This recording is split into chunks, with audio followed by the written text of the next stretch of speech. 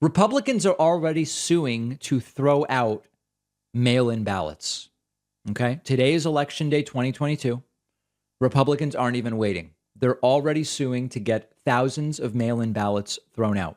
There's a good Washington Post piece about this. Republicans sue to disqualify thousands of mail-in ballots in swing states. The lawsuits coincide with a systemic effort by Republican leaders to persuade voters to cast ballots in person and not absentee. Critics are calling it a concerted attempt at partisan voter suppression. Of course it is. In Pennsylvania, we've talked about this before. The state Supreme Court has agreed with the RNC.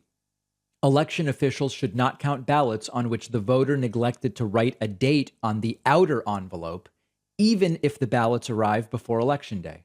Thousands of ballots have been set aside as a result, enough to swing a close race. That could be your race right there.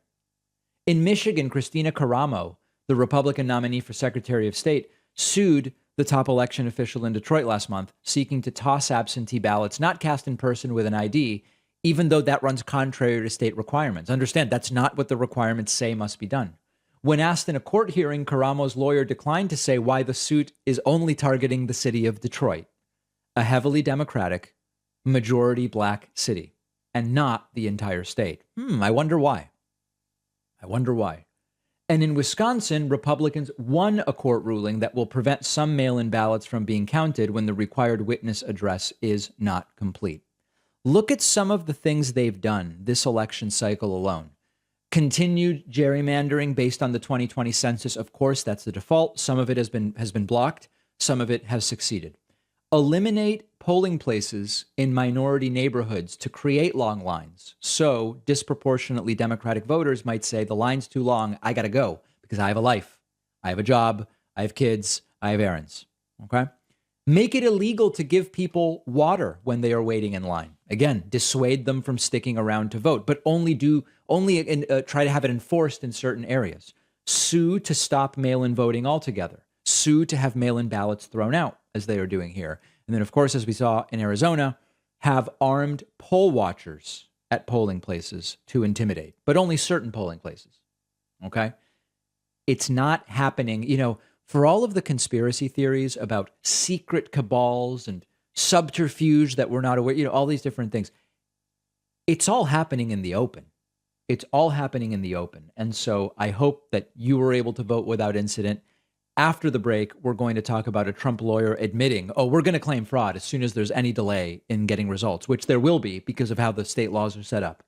But I hope you were able to vote. If you weren't, if you had problems, email info@davidpakman.com, and we will highlight some of those stories, if there are any. Hopefully there aren't, but if there are any, we will highlight some of those stories on tonight's results stream. Make sure that you are subscribed on YouTube and that you are following on Twitch or Facebook. Those are the three platforms where we will be streaming tonight, starting at 7:30 Eastern. Everything you do online can be tracked by your ISP, by tech platforms, the government, hackers. Everyone should be using a VPN. Every time you connect to the internet, you turn it on once, you forget about it. It's easy. Many VPNs secretly record your browsing and download history. But our sponsor, Private Internet Access, is the only VPN with the bulletproof commitment to never doing that, because they're the only VPN that has proven their no-log policy multiple times in court. Their systems are also independently audited by Deloitte to verify no logging. Private Internet Access has a next-generation server infrastructure with IP addresses in 83 countries and all 50 U.S. states. It's one of the only VPNs fast enough for streaming video and downloading large files. For instance, Private Internet Access lets me access a bunch of great international soccer I can't otherwise get. VPNs can be very helpful with the upcoming World Cup. And Private Internet Access has a 30-day money-back guarantee, 24/7 customer support, and my audience gets 82% off. That's just $2.11 a month, plus 3 months free. Go to piavpn.com/David. The link is in the podcast notes.